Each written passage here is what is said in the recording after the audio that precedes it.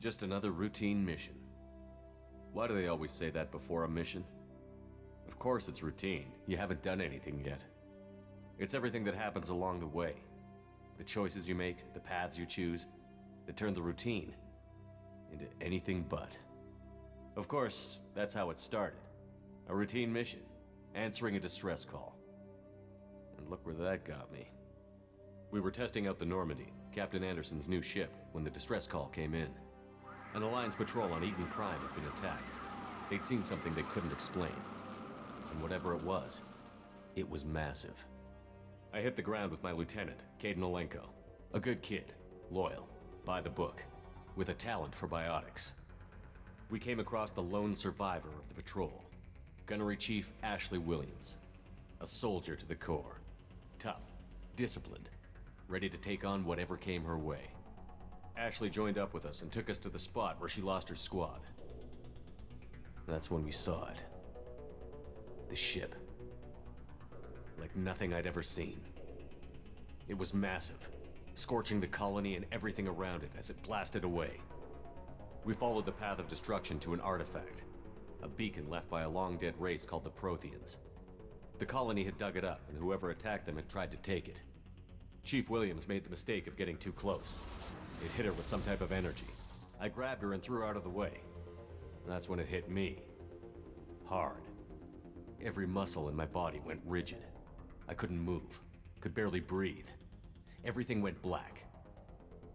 And then I saw something. A vision. Dream. A nightmare. By the time I woke up, we were halfway to the Citadel on our way to meet the Council. I was expected to explain what I'd seen. Anderson came along. So did Adina, our political representative on the Citadel. With those two heavyweights, it seemed reasonable we could persuade the Council that the ship we'd seen was a potential threat, as was the individual behind the attacks. The main suspect for the Eden Prime massacre was a Turian Spectre named Saren. He'd been seen by one of the survivors from the colony at Eden Prime, and there was some evidence to suggest that the ship was connected to Saren. But even Adina's pointed accusations weren't enough to convince the Council. They just couldn't believe one of their chosen elite Spectres could be guilty of something like that. They needed proof, which meant I needed proof. Fortunately, I wasn't alone in my search. Garrus, another Turian, wanted to help. A top agent for Citadel Security. Despite orders from his superiors that he shouldn't get involved, he told me he was suspicious of Saren, and he had some useful leads. More importantly, he was willing to share them. That led me to Rex, the biggest, nastiest-looking Krogan bounty hunter I'd ever seen. He turned out to be more than just a brute. It was his intel that led to a fugitive with incriminating evidence on Saren. The fugitive turned out to be an energetic little Quarian named Tally. A tech expert with a knack for hacking, she'd procured some information on Saren. Evidence that proved Saren was dirty. Tally's evidence proved that Saren was responsible for the massacre on Eden Prime, and that the immense warship we'd spotted was in fact Saren's flagship. But it went much further. Saren was trying to find a way to bring back a race of sentient machines from dark space. Machines allegedly responsible for cleansing the galaxy of all organic life. These Reapers were blamed for wiping out all life 50,000 years ago, including the Protheans, then disappearing back through the mass relays to dark space, leaving no trace they'd ever been. That explained why Saren was after the beacon, and it made some sense out of my visions. But not much else. We couldn't convince the Council that the Reapers were a threat, but they agreed Saren had to be stopped. They stripped him of his Spectre status and gave me the honor of becoming the first human Spectre. My first task? Bring down Saren. Anderson decided to stay behind, giving up his ship, the Normandy. He told me I would need it more than he would. He also pointed me in a direction. Liara, a Prothean expert, adept in biotics, and maybe most importantly, daughter of Benezia, Saren's top lieutenant. And like most Asari, as beautiful as she is intelligent, and born with a unique ability to meld with other species. Liara was able to help me decipher some of the vision the beacon had given me. Nothing concrete, but it gave me some clues. And a new appreciation for the Asari. Her technique for accessing my vision was unexpected, but not at all unpleasant. Ashley was a little concerned about the connection I shared with Liara. As commander, I knew either relationship had the potential to interfere with the mission. I told Liara about how I felt. Apparently, she'd felt it too. But we agreed we wouldn't let it get in the way of our mission. Finding Saren. Thanks to Liara's help, we had our next lead. Benezia. Saren had taken her to Novaria, where he'd enslaved a dangerous race of insect-like creatures, the Rachni. He ordered Benezia to use the same technique Liara had used on me to extract information from the Rachni Queen. The Queen's drones were everywhere, and they weren't happy. We had to fight through hundreds of them to get to Benezia. By the time we arrived, Saren was gone. With the information. I tried to reason with Benezia, but Saren had indoctrinated her. He had somehow acquired the ability to control people's actions and wills. Benezia wouldn't surrender, and Liara was forced to watch her mother die in her arms. And I was left with an angry, dangerous Rachni Queen to deal with. She claimed her drones would do no harm if I released her. But the Rachni had terrorized the galaxy before.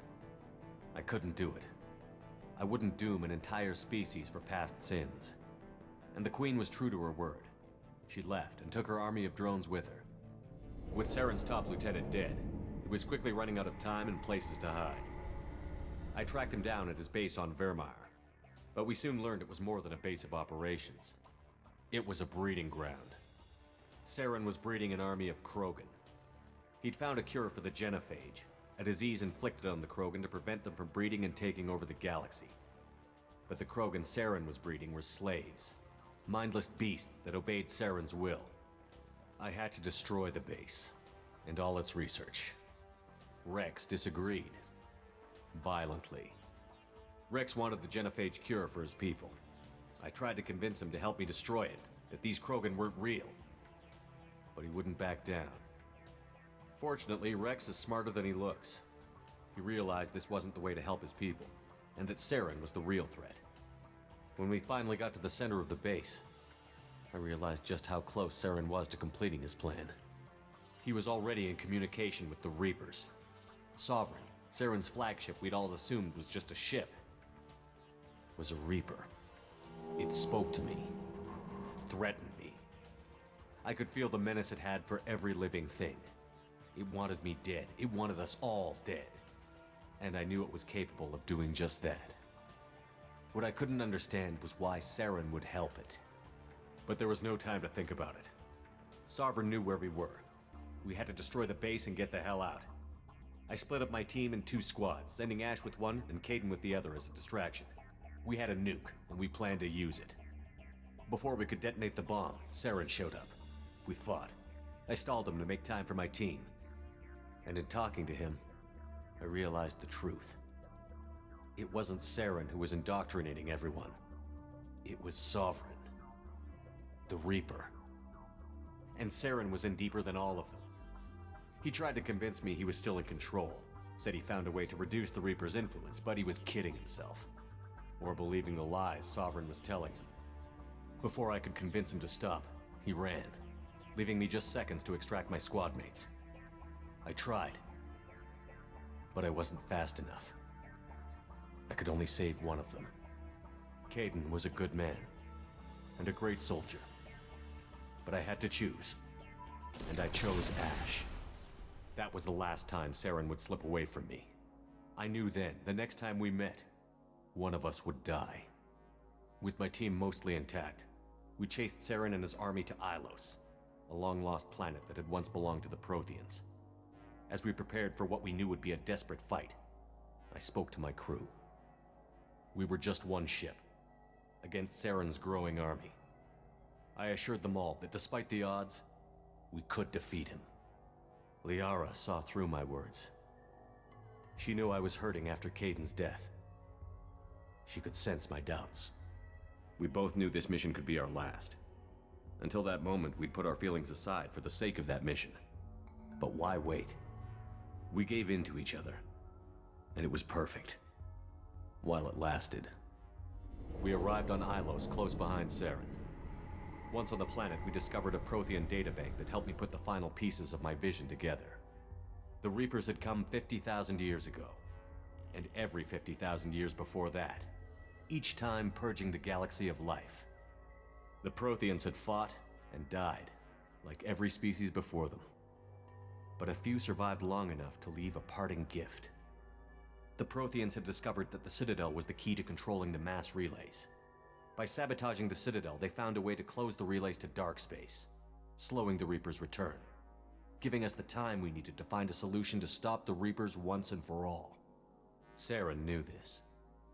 He was leading his army to take control of the Citadel and re-establish the relays to dark space, bringing the waiting Reapers here to destroy us all. We followed him to the Citadel. It was intact, but heavily damaged. He had caught the Council fleets by surprise, and they were only now regrouping. And with Sovereign as his flagship, there was little hope the fleets could counterattack with enough strength to take back the Citadel. But facing him. As the Alliance and Citadel fleets battled Saren's army outside, I cornered the Turian bastard in the Citadel tower and confronted him. He died believing that the Reapers would save him. As I fought to regain control of the Citadel, the Council's flagship, the Destiny Ascension, fell under attack. Despite Saren's death, Sovereign and Saren's army continued to fight. The Council was aboard the Destiny Ascension, and they were requesting assistance. But I knew in order to help them, I would have to put our human Alliance fleet in jeopardy.